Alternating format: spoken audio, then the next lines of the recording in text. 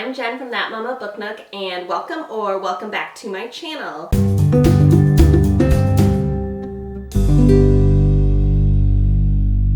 Today I am going to be sharing my August wrap-up video. These are all the books that I read in August. If you remember from last month, July, I finished up a bunch of in-progress reads, so I had a lot of books.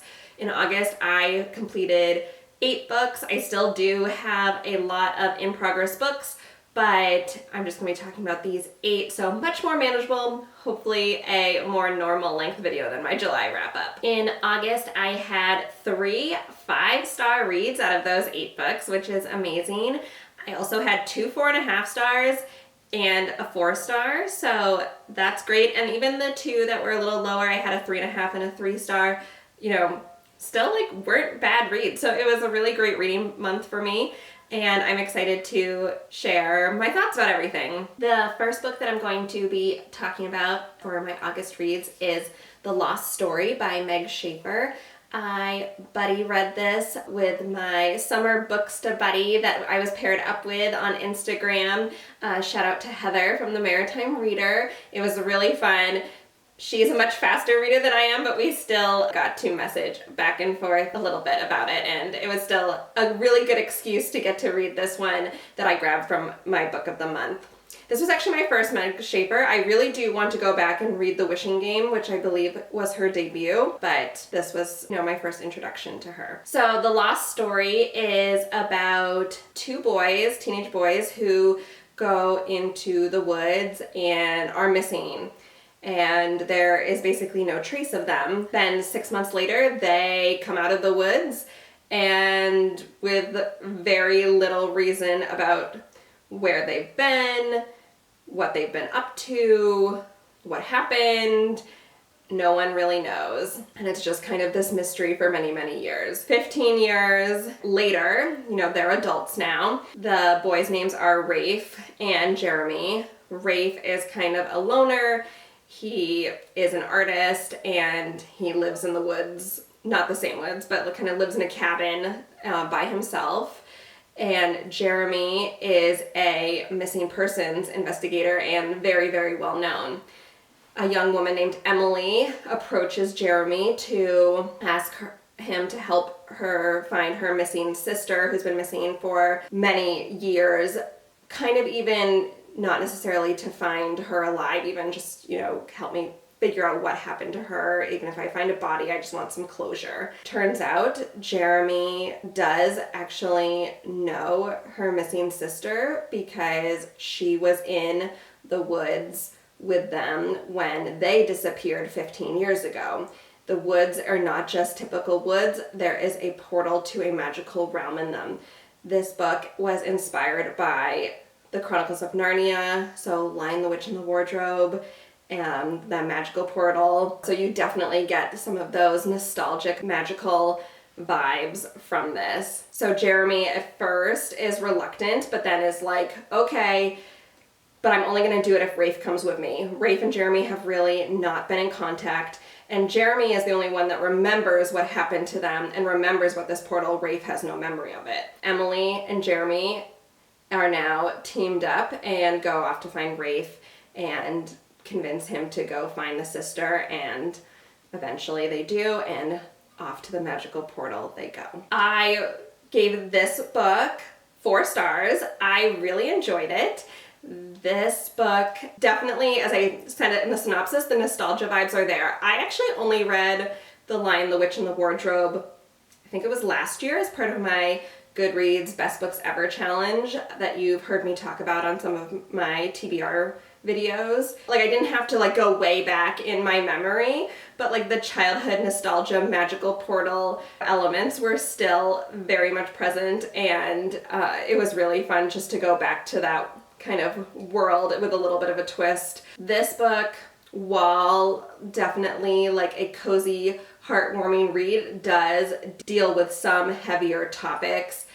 There is grief, there is depression, there is trauma, there is definitely also though healing from some of those elements. There is a lot of family discussions, both with the aspect of their own families, each kind of having various issues like with parents or, Emily and her sister, things like that. And so family is a large topic in this one, but also there's the element of the found family, which is definitely one of my absolute favorite tropes. Jeremy and Rafe, and then when they bring in Emily on this adventure, it was just a excellent found family. I loved it. This book has some great representation, whether it be orientation, mental health representation. There's like some nice representation in this book.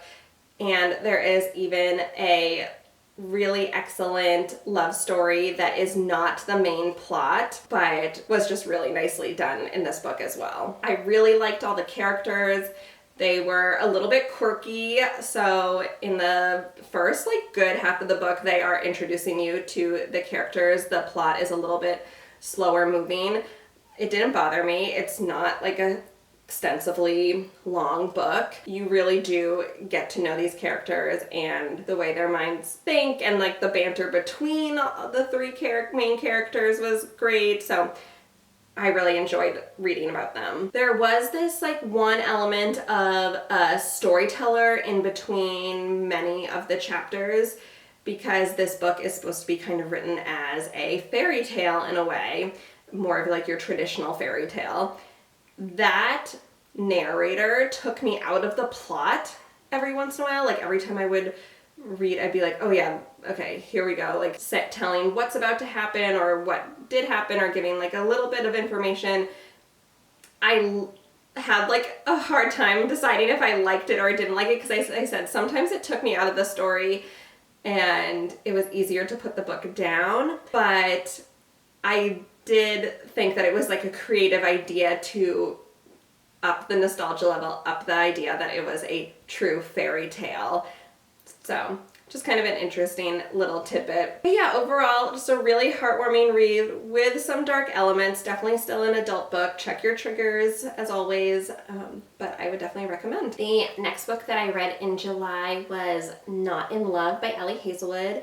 And I also read this as a buddy read with some of my friends on Instagram. This I read with Leash from Leash Gets Lit and Jill from Jill Reads. I will link them down below. But again, always enjoy a buddy read, even though they also, you'll see a trend, flew through this book a lot faster than I did. But I did finish it, and I did enjoy the chatting with them about it. And when I did finish it and gave my thoughts, they were right there to, chime in with me still, they just finished it as well. So they're excellent. So this book is about Rue, who works for a startup biotech company in the food sciences called Klein. Rue leads a very simple, kind of strict lifestyle, lots of boundaries as a way to control as much as she can and protect herself. She did not have a very good upbringing. She struggled with a lot of things. This, as an adult, she feels very safe just having this very, very simplistic, basic life. When the owner of Klein, who is also her friend, tells her that there is a group of people trying to take over Klein, she is understandably a bit concerned and feeling a little bit protective. But then she finds out that one of the people in this small group that are trying to take over is Eli, which is a man that she met on a dating site just the night before. Eli and his friends and the other people in his company will stop at almost nothing to take over Klein, and they are getting closer and closer to being successful. But Eli also wants Rue, and he cannot stop thinking of her. Eli and Rue both agreed that the other one should probably be off limits. Rue should not date Eli because he is trying to take over the company that she works for, and she believes he's trying to screw over her friend. Eli at the same, thinks Rue should be off limits for basically the same reasons, that she might not be super trustworthy, but the attraction between them is absolutely undeniable, and they decide to enter into a sort of friends with benefits type relationship anyway.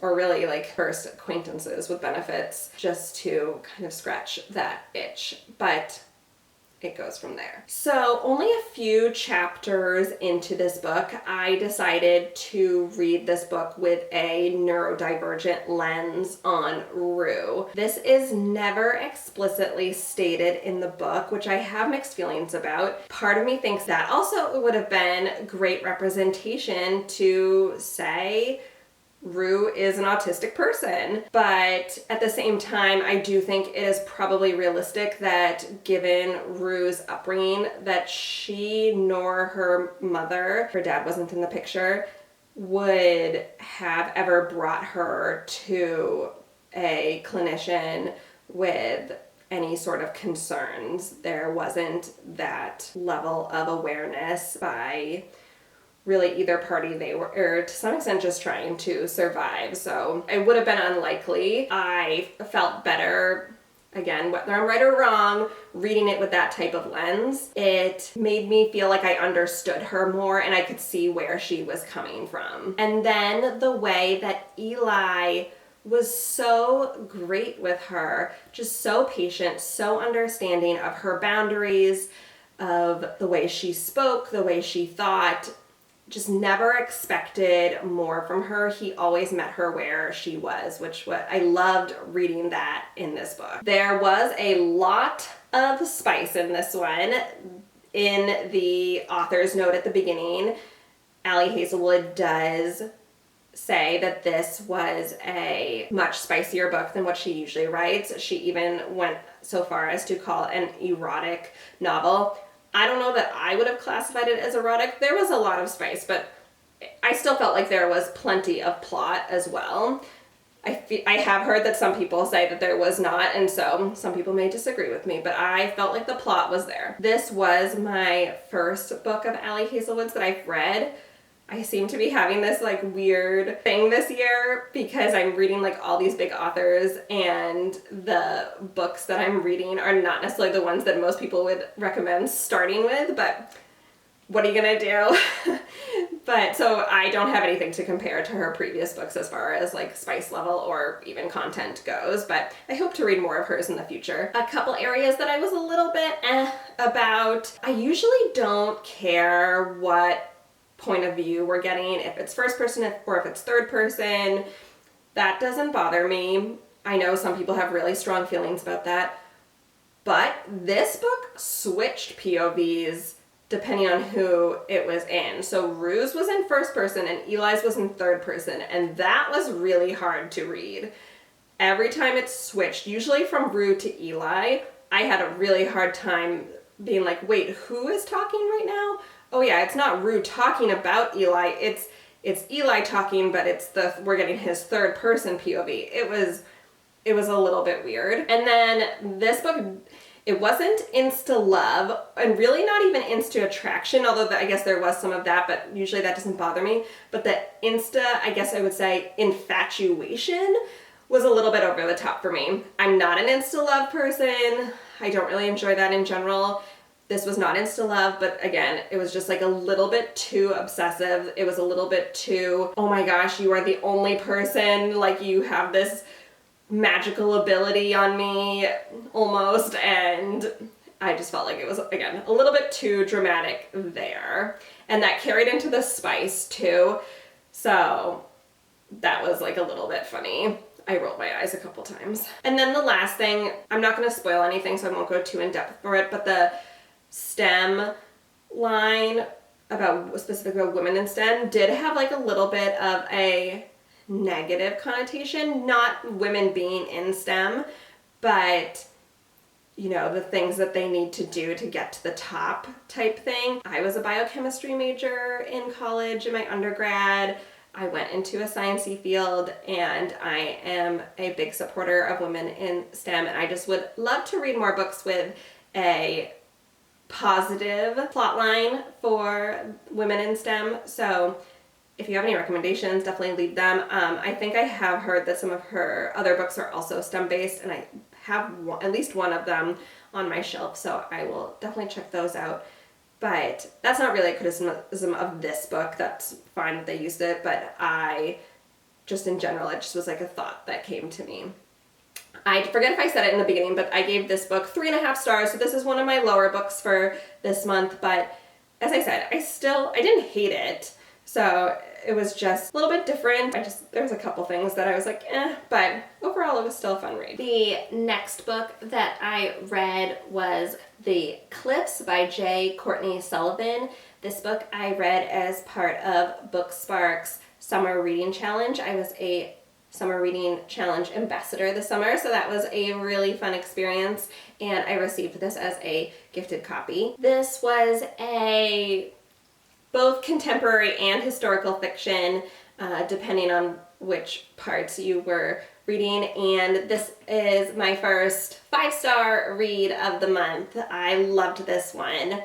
This is following Jane. It starts off with her as a child, another one with like maybe not the best home life, and she lives in coastal Maine, and one day as she's exploring, she finds this abandoned house, and this house is, when I say abandoned, this is abandoned. Everything from the previous owners has been left.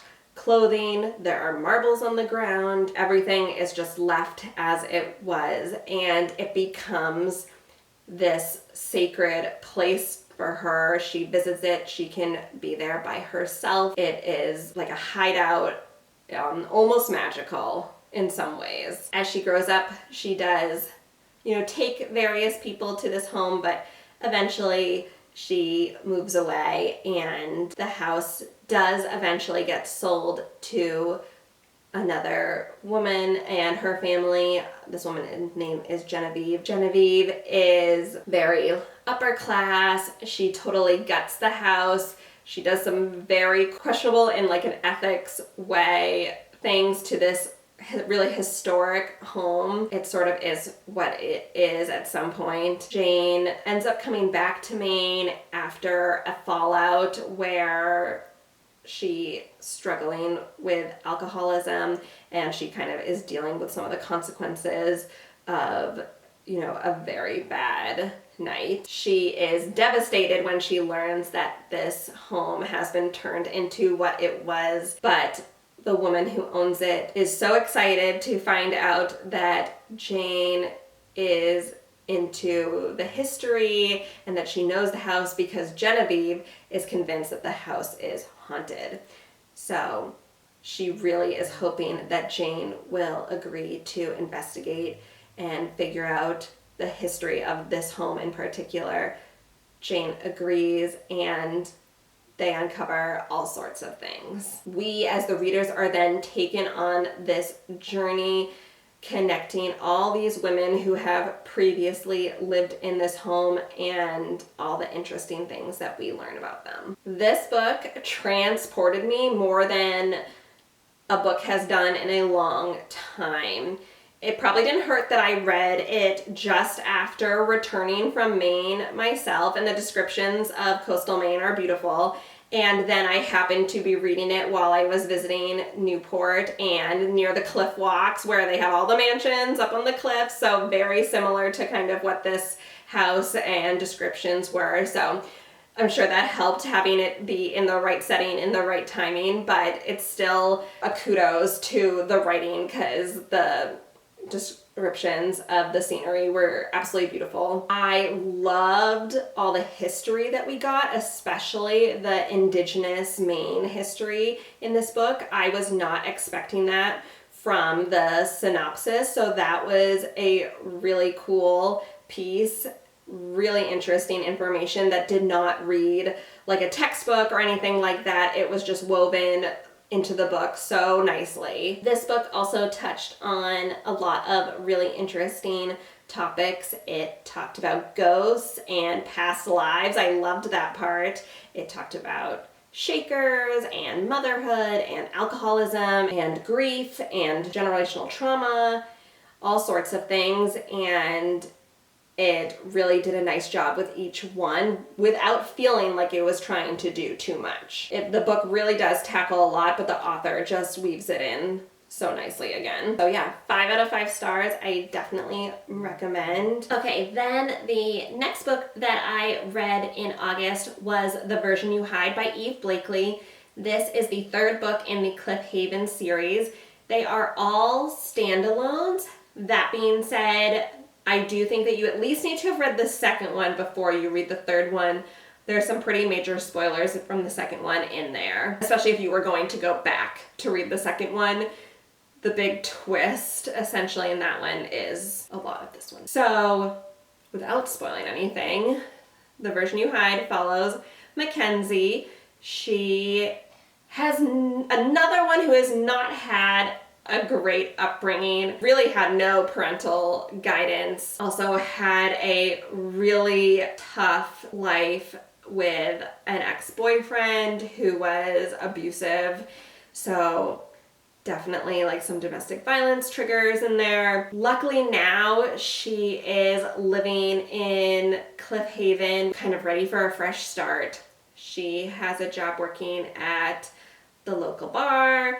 She is making friends, just living a very calm, easy life, trying to enjoy it the best she can. Definitely has some PTSD that she deals with. She's not super trusting, but you know, everything is okay right now. Dylan is our other main character in this one. He is a super optimistic, loves life type guy. He comes from a very well-to-do family. That being said, he has kind of rejected that life and loves being the owner of the bar, redoing a boat that he bought with his own money, not his family's money, and he does like scuba diving tours as well. So just like all these kind of odd jobs, and he really just enjoys it. He is very intrigued by Mackenzie. He thinks she's great and he knows what she's been through and really just wants to be there for her. His family is still at him about taking over the family business and is not super supportive of the life that he has made for himself. There is that dynamic that he is dealing with. Dylan and Mackenzie really do develop just such a sweet friendship that is based on trust and patience, and it really grows from there. I gave this book 4.5 out of 5 stars. I read this as an advanced reader copy for the author, who's an independent author. I also was an ARC reader for the 2nd book in the series, so I definitely love continuations of these small town romance series. They are, I've said it before, but just like coming home. And so I definitely am likely to rate books high in 2nd, 3rd books in series just from like a cozy aspect. But this book also was really wonderfully written. I loved the main character of Dylan. The author has a great social media presence, and at one point she was going through all her male main characters from her book and doing the trend of he's a 10 but, and so she did one for her first main character and then her second, and then when she got to Dylan she said he's a 10 but just kidding, he's really just a 10. And he really is. He's just like such a kind, good guy, and I loved that. And I loved that for Mackenzie, who has just been through so much. She really just needed a good guy. This was a closed door romance for anyone who finds that to be important. This would be a very high recommendation for me if you are looking for closed door romances. Even if you're not, I definitely think it's still worth the read. I obviously read both Spice and Closed Door. It doesn't matter, but I do like to note the closed door ones for people who are looking for that. This was a reverse Grumpy Sunshine, which is always fun. So really, Mackenzie was the grumpy, pessimistic, tough exterior one, whereas Dylan was just that lovable, cinnamon roll, golden retriever, whatever term you want to use, male main character. So they paired really well together. The character growth, especially for Mackenzie, was wonderful. I love to see some of these characters that we have fallen in love with heal over time and in such a healthy way. I think that is just excellent mental health representation in these books.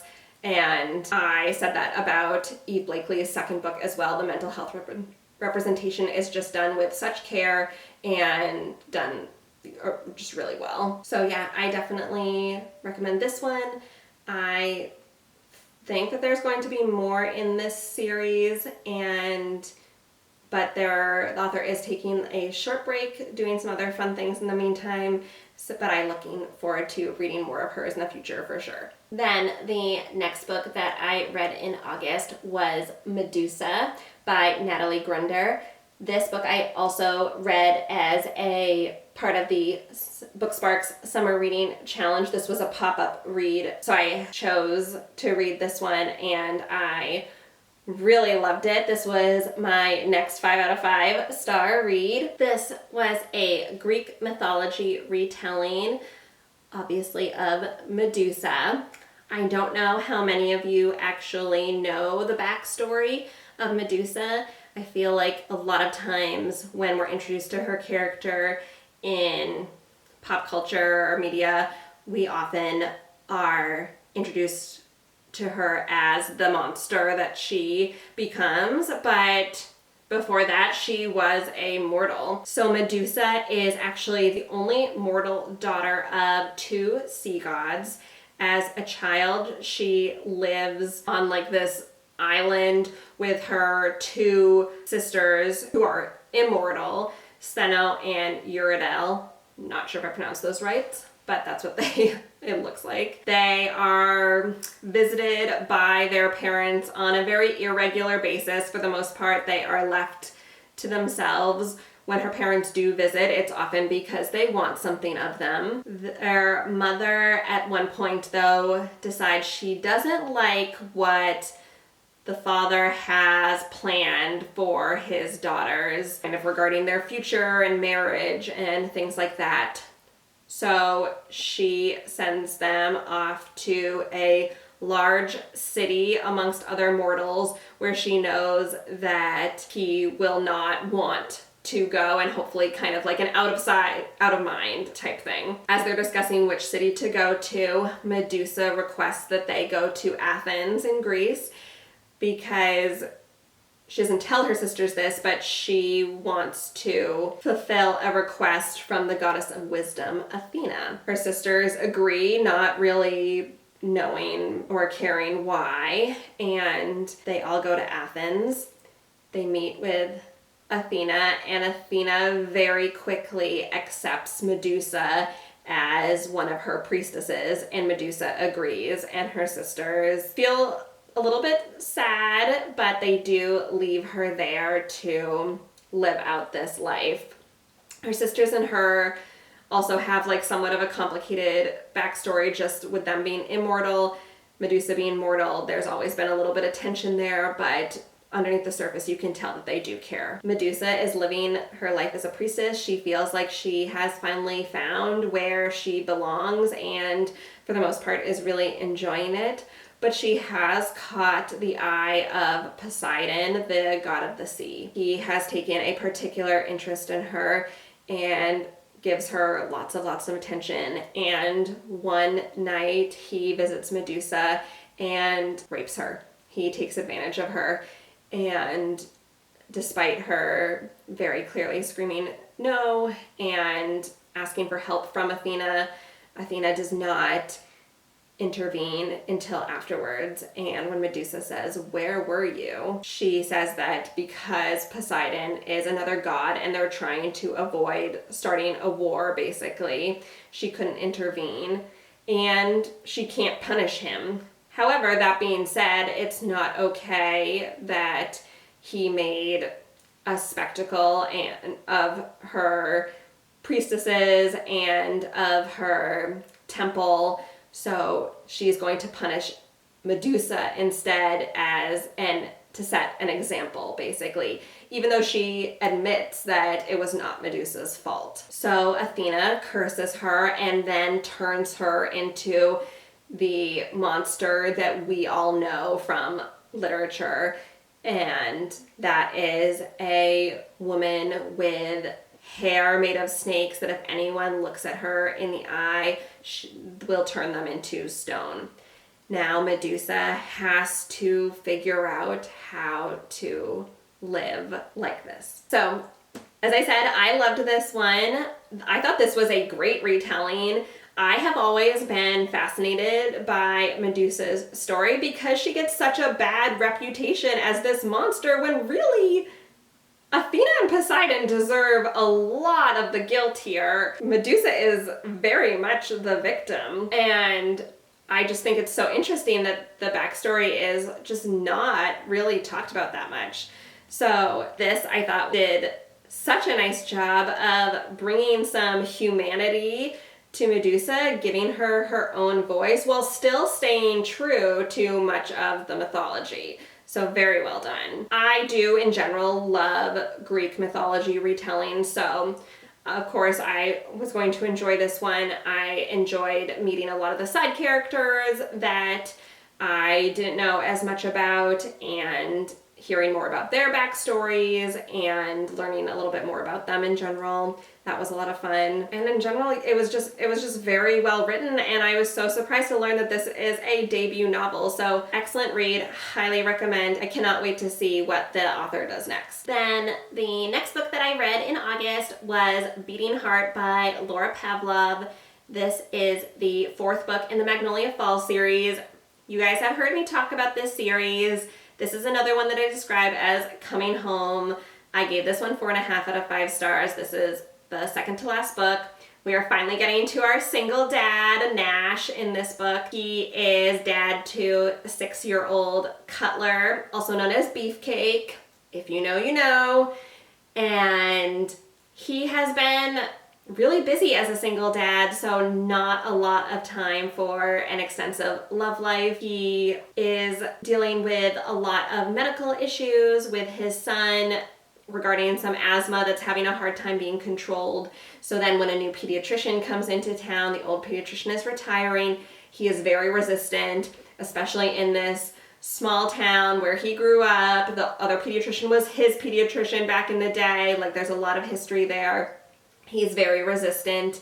The new pediatrician's name is Dr. Emerson Chadwick. Eventually does kind of prove to him that I know what I'm doing and I can take care of your son. Also happens to be moving in next door to Nash and Cutler. So there's that forced proximity there too. They cross paths a lot and they do warm up to each other. Emerson does try to be a little bit closed off as first. She's not planning to stay in Magnolia Falls for very long. She also just called off a wedding. And while there's definitely no good reason to call off a wedding, this wedding definitely did not go down great. The reasons why are very unfortunate. So she's not sure she is open to any strong relationships. Definitely, she feels like romance is off the table, but even friendship, she does not want to get attached. That being said, the bond between the 3 of them, Cutler included, really does become very sweet and very genuine, and she cannot help but fall for these boys. So again, this is like coming home. I pick up one of these books and I just kind of cozy settle in to my reading spot and just immediately feel this warmth settle over me. I know that it's just going to be a really lovely read, so I look forward to these ones. As a mom and as a pediatric nurse practitioner, this book I felt like I could really connect to from both of the main characters. I'm not a single mom, but I am a parent. So I have that aspect, and then essentially a very similar role to what a pediatrician would be. So there you go. Both Emerson and Nash have had tough past relationships. Obviously Emerson's a little bit more recently, but it was nice to see them heal and connect between the two of them. I always like when characters can kind of help each other to grow and feel better. Cutler Beefcake definitely stole the show a little bit. He was a little bit annoying at times, but I can't tell if I liked that or didn't like that because A, he was annoying, but B, he's a 6-year-old boy and they can be a little bit annoying at times, but he was ultimately very sweet. The found family in these books is amazing because if you remember from any of my previous videos, this is a group of 5 guys who are just all very, very close and have been close for some time. There is text groups and banter amongst friends, but they are really all there for each other. They are a true band of brothers. I especially in this book liked all the little, in the text group, you also obviously are getting a little bit of the side stories from the previous books and the future book, setting the stage for that. But in the previous book, Kingston ended up with Hayes' sister. Kingston and Hayes are 2 of the other guys in the stories, and so the banter about dating someone else's sister was just really funny and really well done. But it was just like a little side things, but those are so fun. I love little cameos and Easter eggs and things like that. And she just tied in previous books so nicely. And in general, the way that these guys welcome in the new women in their lives and the supportive of their friends and their relationships is really the sweetest. Again, the found family is just great in these books. I cannot believe that book 5, which comes out I think in about 4 weeks or so, is the last book in this series. This one is going to be following Hayes, who is a firefighter, but he's the one, he is supposed to come off as a little bit closed off compared to some of the other guys who are a little bit more loud and boisterous. And so I feel like I know the least about him, so I'm really excited to get to know him more, and I'm looking forward to reading it. Then the next book that I read in August was The Pieces We've Lost by H.K. Green. This I also read as an advanced reader copy. This was a debut from an independent author, so I gave this one 3 out of 5 stars. I thought it was a great debut, a really strong start, but there was a couple things that I didn't love, which I'll get to in a second. But this follows Ellison. She lost her dad when she was younger to a rodeo accident. Rodeo really was such a big part of her life growing up, and ever since her dad passed away, she has closed off that part of her life, except for one time a year to support her mother. She does go to the rodeo with her mom. This year, while she is there, she literally bumps into a cowboy named Coulter. Coulter is instantly attracted to her and seeks her out, kind of says, if I find this woman again, then it is meant to be, and I will ask her out. So he searches and he does eventually find her, and they start talking and connecting. Ellison starts to open up to him a little bit, and the story really is about their relationship and also the relationship with the rodeo. This was another book that involved grief, so some heavy topics, but I did think the way the author wrote it was well done. I thought she handled it with a lot of care and just in general did a really nice job. The emotions were definitely there. This book was very, very heavy on the rodeo terms though. There was a few sections, especially in the beginning of the book, where it even read like a rodeo dictionary. Like they were watching the events, and each event that would come out, she was explaining what that event was. Super interesting. I learned a whole lot. I felt like maybe we could have cut some of that out and weaved it in a little bit more into the story the parts that were important. You know, obviously the events that Coulter was involved in, or the events that her dad did, those, sure, explain the rules, things like that. But this was a case where there was a lot of telling, not showing, which can be common for debut authors. So, but it was very heavy on that in parts, and I got bored sometimes. The relationship between Ellison and Coulter also was very insta attraction to insta love. The relationship moved very, very fast. I did like how they were there for each other and supportive of each other. And again, another book of characters helping each other heal from grief and trauma. But I just wish there was a little bit more of a realistic build up for these characters. There were parts even that I felt like, and I'm not a writer, so like I'm trying to be constructive, but I felt like the author could have put more, and it was right there, and I was really getting into it, and then the author would just move on, and I was like, no, I wanted more there. This was, however, my first introduction to cowboy romance, which I was really not sure if I was going to like, to be completely honest. So, and I did. I liked the atmosphere. I was not bothered by the fact that they were cowboys, and I would definitely read another cowboy romance, and I would read another book by this author. I would love to see how her author journey grows from here. Then the last book that I read in August was Behind Every Good Man by Sarah Goodman Confino. This was also my last 5 out of 5 star read. I loved this one.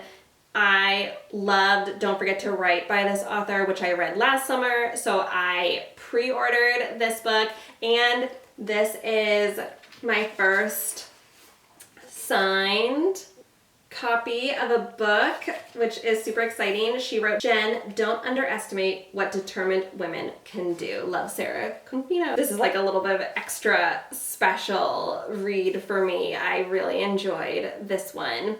This is a historical fiction set in 1962 Maryland, D.C. area. This is following Beverly Diamond, who is married, mother of 2, typical 1960s housewife, doesn't work. She is a stay-at-home parent and, you know, doesn't have an education, but is a excellent housewife and mother. She really makes sure that her husband is well taken care of.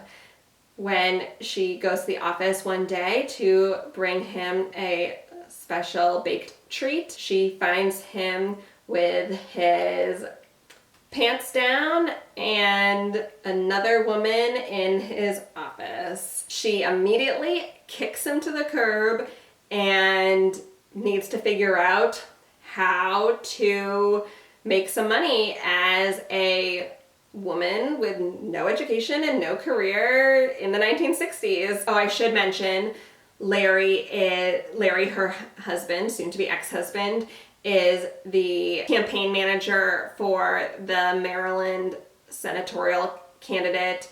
He is the incumbent candidate, and he is projected to win against the underdog, whose name is Michael Landau. Beverly has worked aside her husband and seen his life. Her family also was very much in the DC politics life growing up, so she has a lot of knowledge in that area.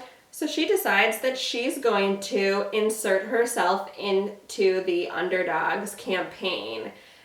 And she just does this in such a great way, just like a really strong, like, woman power way, and knows what she's doing. Those scenes were amazing. So at first, Michael, the candidate, is a little bit hesitant. His current campaign manager is like, of course, absolutely not.